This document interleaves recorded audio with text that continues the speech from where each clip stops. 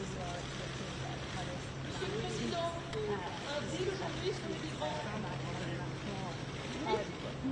le Président, vous voulez arrêter le bateau sur la Manche? Et la France? Vous avez a deal today?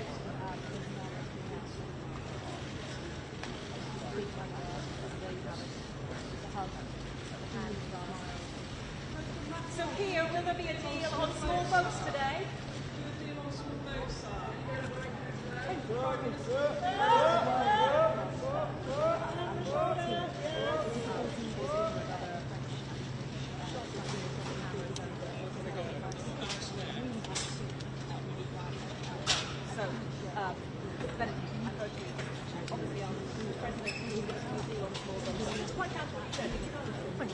Pleasure to see you as always. You look like you wanted to say something to confirm that they're with you. I don't actually say that. I don't know what the British back. I'm off tomorrow. Might be someone, but not me. See you soon.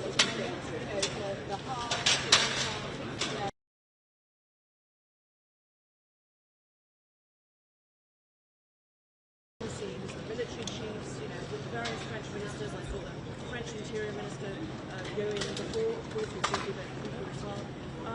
This is really down to the wire, I think, because, of course, as you were mentioning before, there could be domestic challenges about this one in, one out policy, and very much some unhappy 5 EU countries that are very worried about the prospect of that British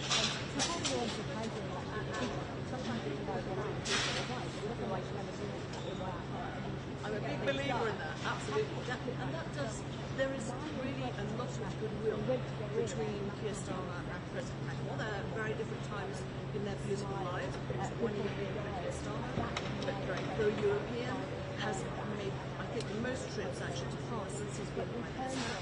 We had the Black Palace, indeed, and of course that relationship with the King, and of course the first EU leader to make, since Brexit, state visit. Trump, it has been reported both in British media and French media that he sort of stole a march in that sense on Trump. It will be very closely watched by the White House, indeed.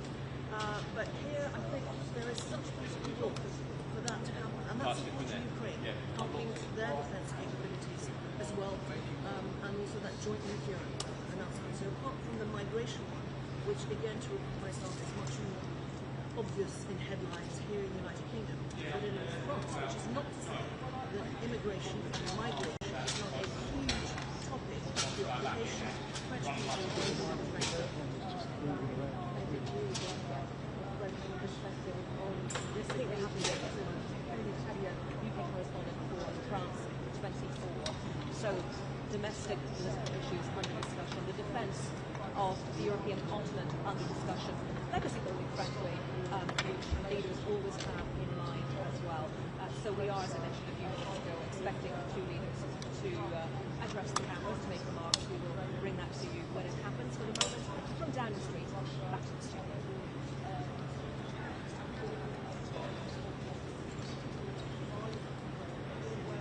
Okay? Thank you so much.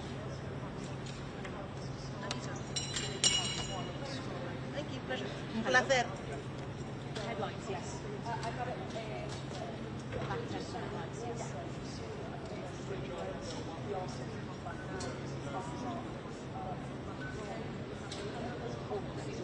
I wonder. So basically,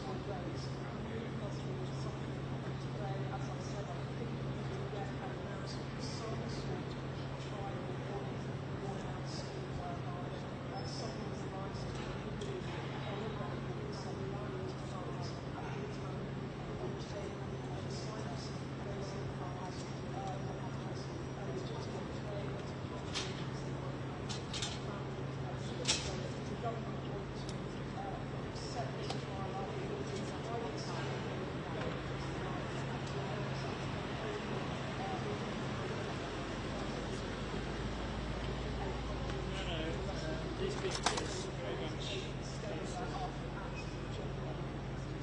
soldiers out and in there.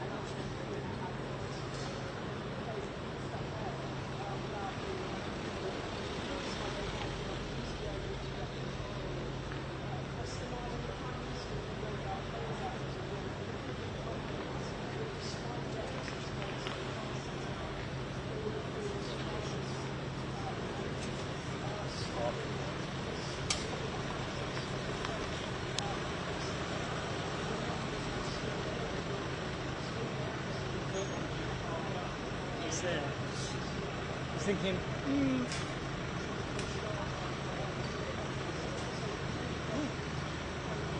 I'm very French. Let's take the doors off it.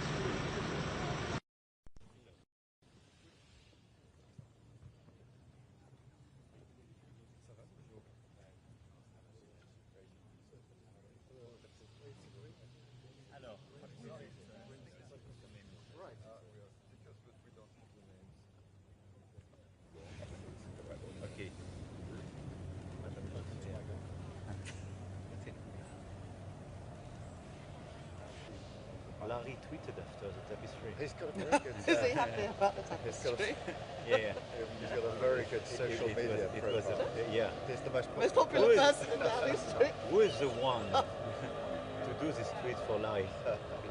Nobody It's Larry knows. himself. What do you mean, Mr. President? Probably somebody here. It's a very clever cat.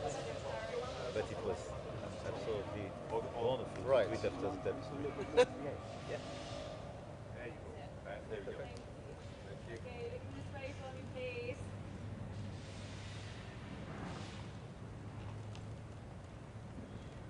Over here, thank you. Everyone down here, please.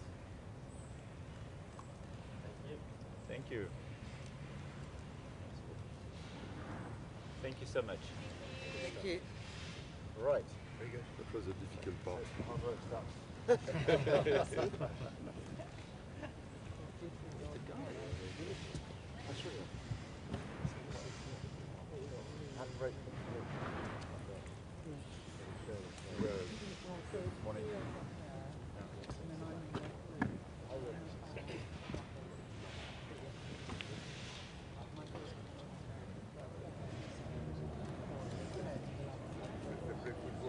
Yeah, Keir's very jealous of mine. They visit each other with their kittens. Yeah, they carry their kittens around Downing Street. Yeah. My boyfriend was like that. He does think I like this one. Thank you very much. Just going to the pub actually, Kennington. So I will be leaving just after. This is podcast parade.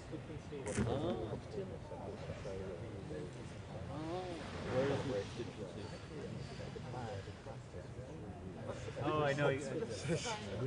Every time we go to the car, by the time you actually get to the celebration, I know there's something on that. I've heard it.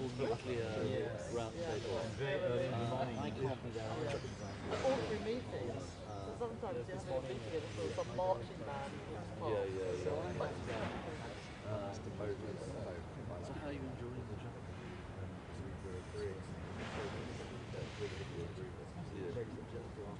We'll meet again. He must have thought, what is this? This Starmer's got some operation. But it was very funny. Yeah. Anyway, should we go in? Okay. Fingers? We had it?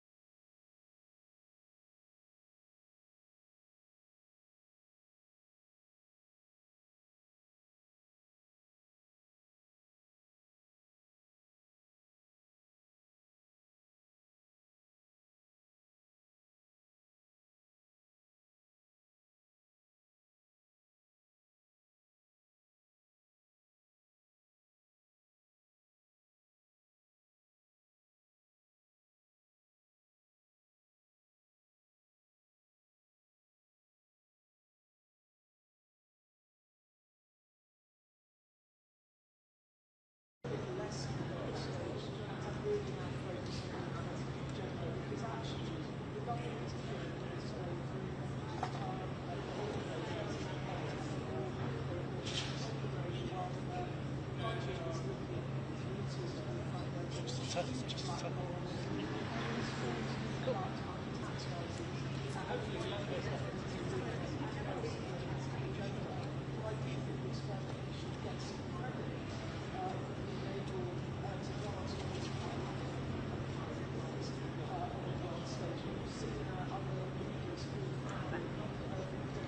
Got it.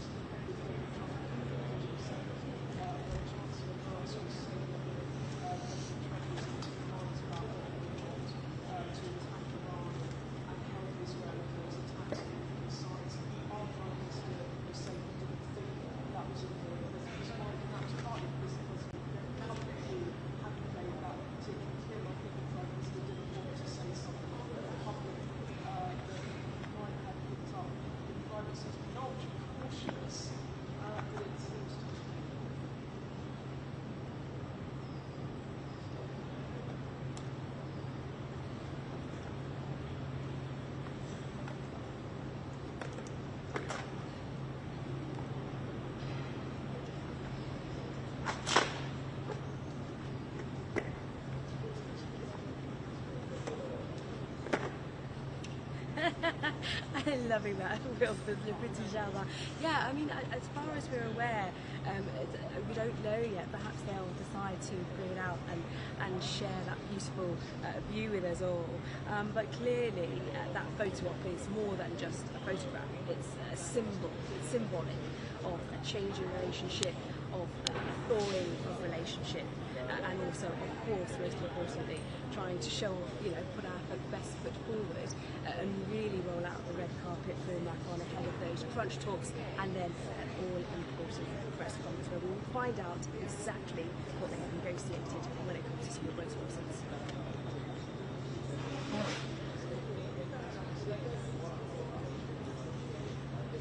We'll have to see. I mean, we would hope so. It gives us plenty of content, doesn't it? But nonetheless, it's not long to wait now until we hopefully get all the details.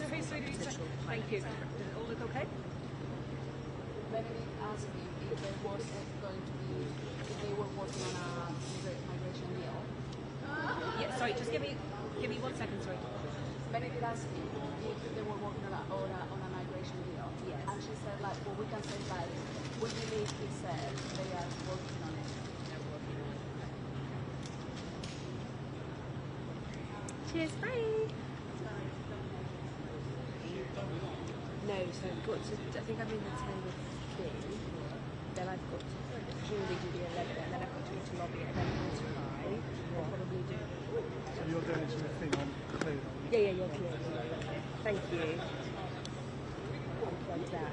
Thank you. Watch it back. Hi, Charlie, how are you? Thomas Yeah, I was says just having a look at it. he says he thinks that Macron responded to my Yeah, well, question. actually, the but sun's now moved, so it doesn't seem Hi, to be... Mari. I'll see you later. See you later. It's quite a nice day, isn't it? Yeah, it's such a nice day. Okay, I'll have it in the engine. We're like ships in the night. I know. What did he do? Did he get him to turn around? I was so busy doing a piece of camera and yelling at him, I didn't notice. I've done the face. I've done the face this morning. Looked at me like Macron was like, come on, let's give him another little, and then they did us another little, a little cheeky smile, They love it, don't they? They love it. All right, bye, love. I'll See you later. Hey. Am I over here with you now? I need to move. We're doing 1 at 10, yeah. I was told about an hour and a half ago, yes. Oh, someone's phone. Okay. Let me just. And then just talk me through... Hannah. I could just get in from there. And Hello. And then the first thing I'm going into at the top is what? Sorry, please. After the headlines. He's here and rustling in a bag, so I think he is going to be live with it now. This is being seriously. He's putting a battery in. It's a battery. On the last day of the French leader's state visit to the UK. Meanwhile, the UK says it is optimistic about reaching a deal to reduce the number of migrants crossing the English Channel into remote. Okay, I'll try and lip read that. Here at Down Street and bring you all the latest I'll try and lip read that. Brilliant.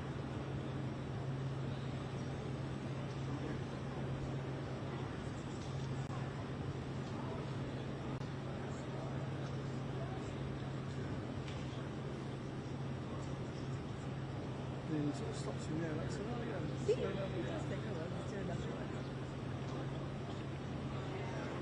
Works right, doesn't it? Oh, yeah. Right.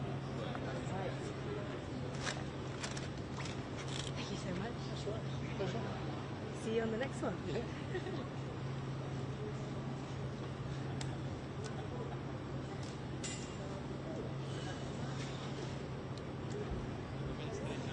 Okay. So one's with doing like time and stuff. Obviously it's do early lives, but then it all sort of changed. So I got copped into doing the writing shot as well. It just all changed last minute. Because there was supposed to be two positions here, and the second camera turned up and then he disappeared. Yeah.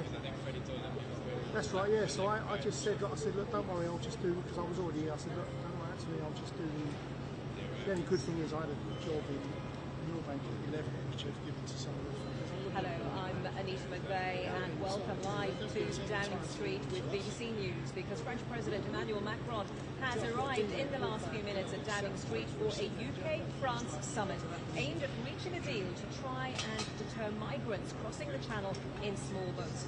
A deal could see the UK returning migrants to France for the first time with asylum seekers with family connections coming here in exchange. In the last few minutes, the two delegations gathering in the Downing Street garden. And I've been mentioning that we are expecting comments from the two leaders, and I think we can take you to that inside Downing Street right now.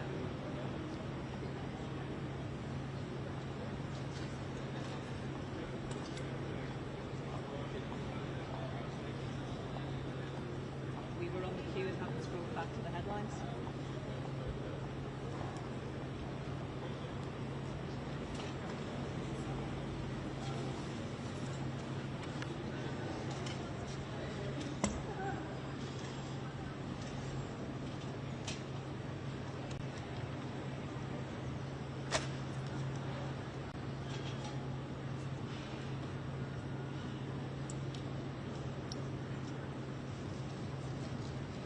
Translation, or do you want me to speak?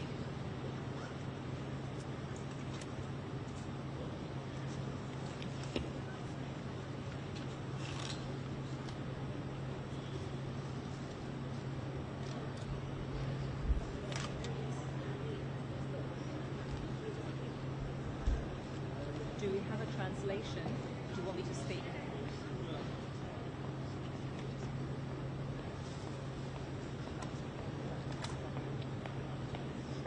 So these remarks beginning in French with President Macron on this business end of the state visit. Really the state visit proper is the royal open ceremony that we saw in Windsor on Tuesday. But as soon as this moves into English, we will bring that to you.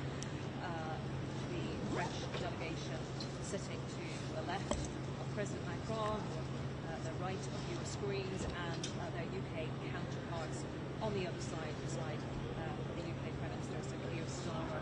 There were, of course, attempts to ask them about the small boat deal as they stood on the steps of Downing Street to pose for the cameras and photographers. President Macron said something along the lines of, we're working on it.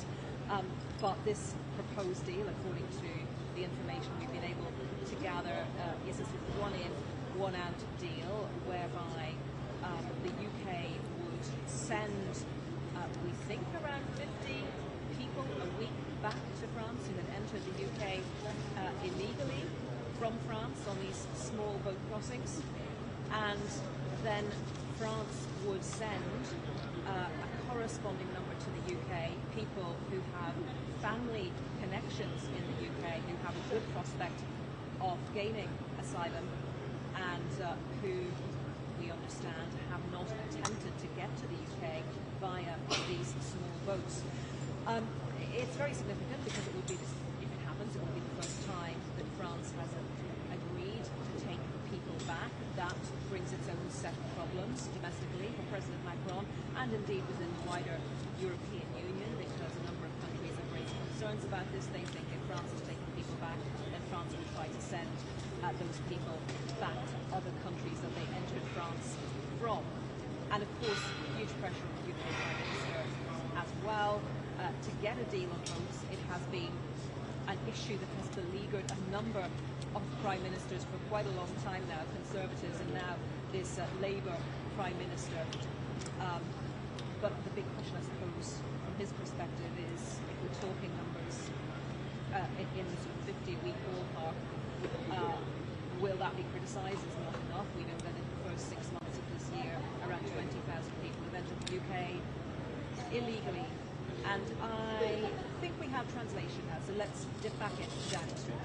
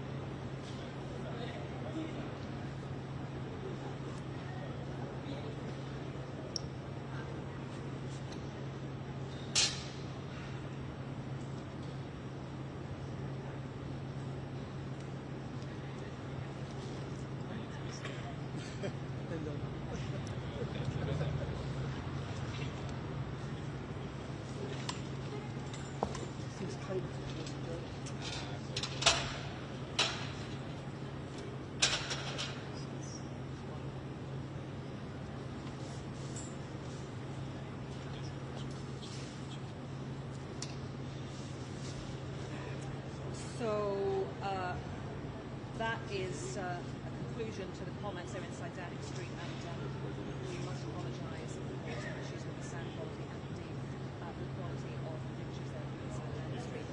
But just picking up on what Emmanuel Macron, the French President, was saying, he was talking there about the Middle East, the need to stabilise the situation there, getting on to a nuclear deal, and that sort of fits in with this broader theme that he has been talking about when he spoke to Hayes and members of the House of Lords earlier in the week, and indeed alluded to it in his comments at the state banquet in Windsor Castle on Tuesday as well. And that is about trying to build more stability for the continent of Europe. He very much sees the UK as a partner in that. They both have nuclear weapons. They are both permanent members of the UN Security Council. So Emmanuel Macron, he thinks that he said earlier in the week was that both countries have this responsibility to ensure the security of the continent. And on that note, he thanked Keir Starmer for the UK government's engagement with the EU. And so it's very, very important that we come together. Well, let's speak now to BBC Ukraine's reporter in Kyiv, Jana Bezpiatchuk. Jana, good to have you with us, of course, as well as the issue of small boats crossing between France and the UK. One of the other big subjects for today's discussions is how the coalition of Berlin, very much led by France and the UK, can do more to support Ukraine's defence against Russia. It seems no coincidence, perhaps, that we've seen two really big aerial assaults by Russia on Ukraine this week, including one overnight. Tell us about that.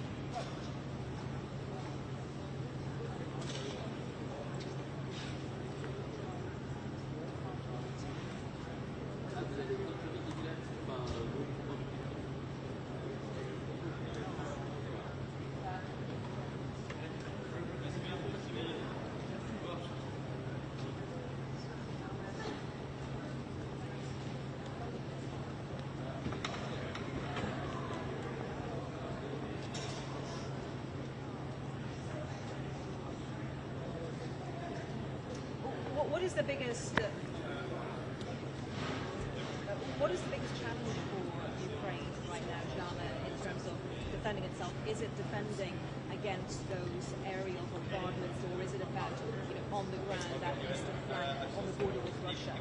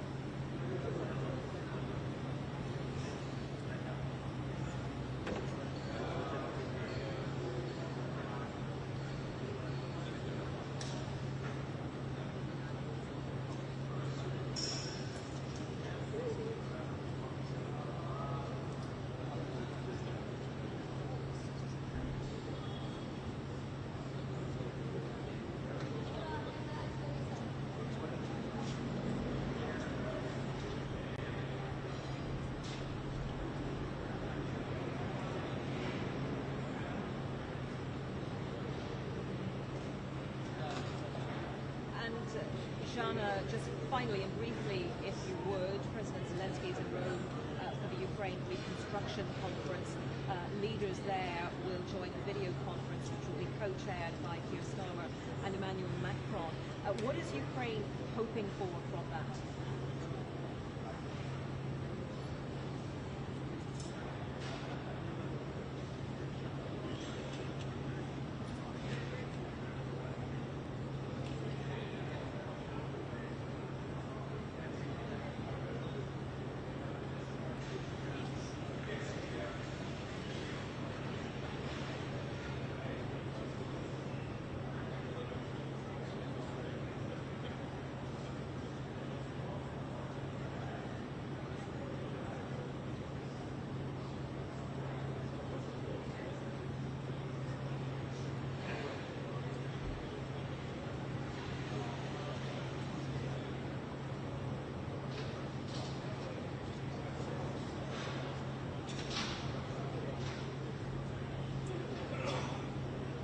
Okay, Jana Vespiachuk, thank you very much for joining us from the Ukrainian capital as we see these pictures of President and Mrs. Zelensky in Rome for that security and reconstruction conference. So interesting to hear Jana say there that the biggest thing that Ukraine could look for right now is the transfer of those frozen Russian assets to go towards reconstruction in Ukraine.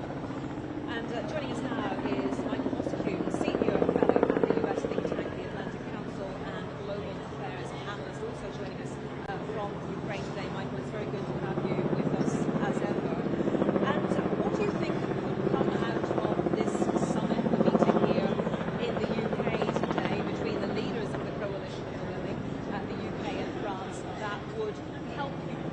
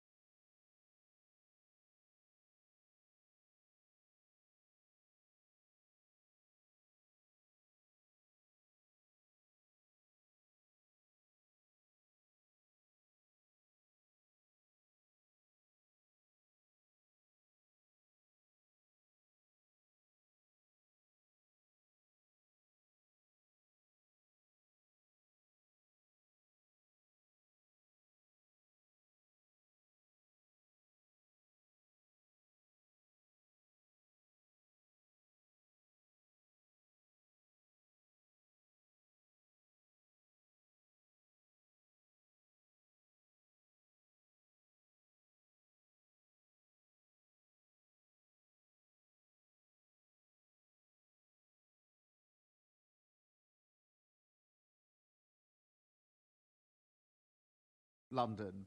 Mr. President Emmanuel, it's a pleasure to have you with us. Together with your team, you're all very welcome, and we're much looking forward to this session. This week, we've celebrated a unique relationship, our shared history with a hugely successful state visit, and it has been hugely successful. Now, today, it's our task to look forward, to apply our collective strength and leadership to the challenges that we face today on behalf of the people that we respectively serve.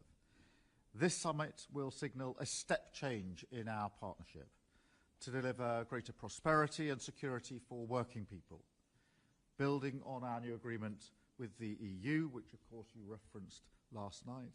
In uncertain times, we achieve more by strengthening our relationship with our allies. So that is what today is all about, working together on the priorities that we share as two nations. For us, it's about delivering the changes that the British people want to see. We all agree the situation in the Channel cannot go on as it is. So we're bringing new tactics into play and a new level of intent to tackle illegal migration and break the business model of the criminal gangs. We're also deepening our economic cooperation to boost growth and to create jobs. And we're celebrating the new investment into Sizewell C, helping to strengthen our energy security and protect bill payers for many years to come. We're also updating the historic Lancaster House Treaty, an ambition that we put in motion very early on to strengthen our collective defence and security as Europe's only nuclear powers, providing about 40% of European defence spending. We share a unique responsibility for the security of this continent. It is right that we step up and take on that responsibility together, whilst also delivering a defence dividend for our people. And it's also right that we lead the response on Ukraine. Later today, Emmanuel and I will bring the coalition of the willing together again to rally even more support to keep Ukraine in the fight for now and to drive Putin to the negotiating table. On all these fronts, we're working to meet danger and uncertainty together with a show of force, a show of unity. And I want to thank everybody here for all the work that has been done to prepare for today. I'm very much looking forward to our discussions. And let me turn, Emmanuel, Mr. President, to you to say a few words. Thank you, Mr. Prime Minister. Thank you first for hosting us and for the perfect and warm organization of the state visit.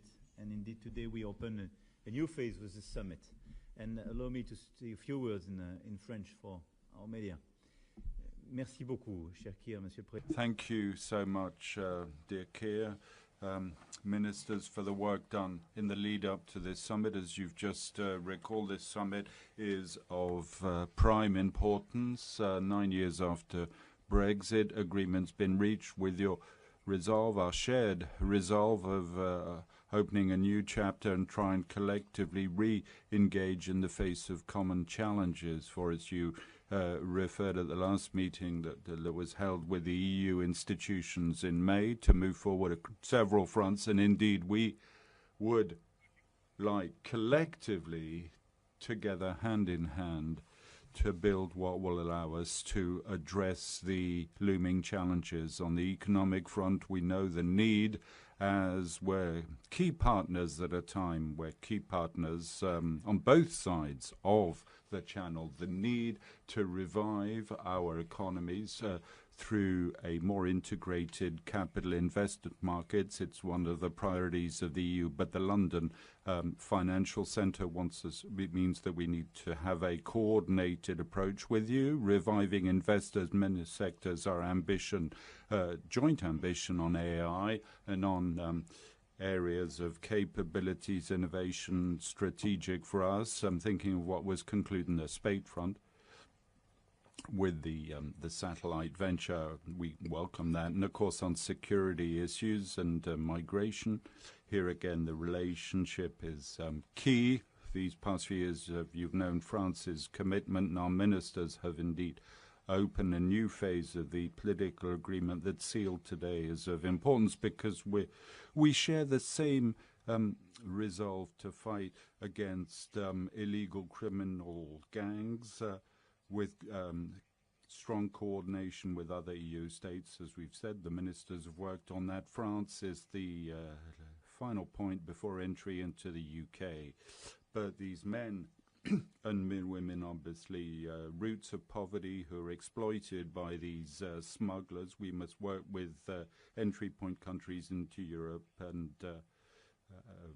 to stem these entry points. We have common resolve in fighting this trafficking, protecting our people and the men and women from these smugglers, and engage all countries that have a co-responsibility of our side. This is something EU wishes to take forward and starts with a bilateral discussion must be broadened. I think that's the momentum underway through this summit and in line what was done through the Calais group. In terms of defence and security, we have a solid history, in no way impacted by Brexit. However, this summit will kickstart some key issues in terms of capacity building, strategic for our two armed forces together constitute what is really the bedrock of this European NATO pillar, to be able to be a framework nations, to project ourselves on several theatre of operations. Defend European soil at the site of our allies is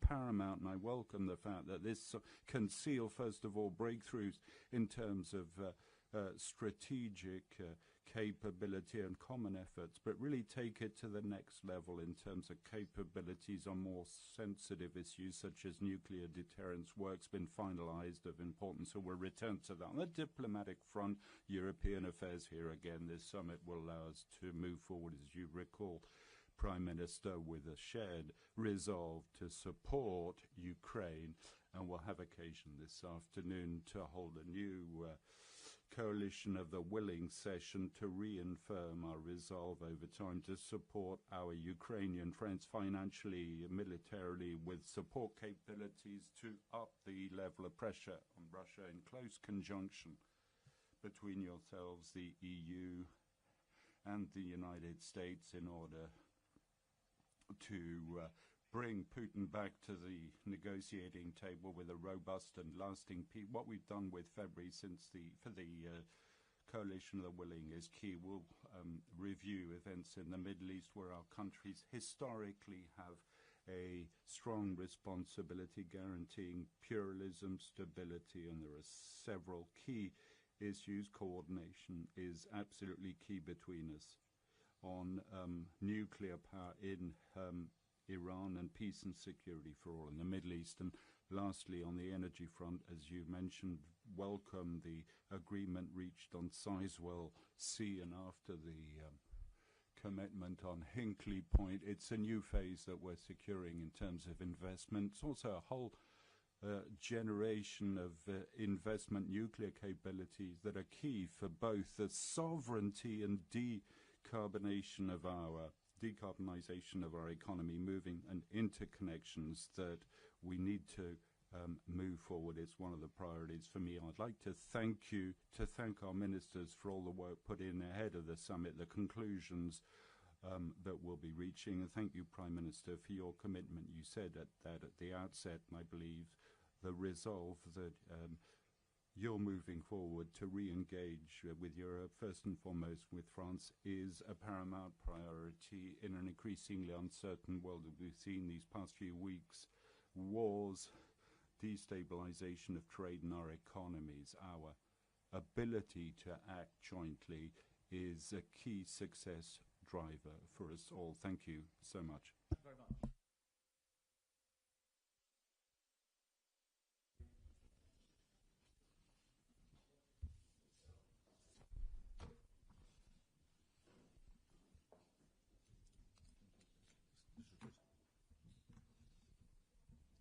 Could you pass a spare glass down there? That's at the far end.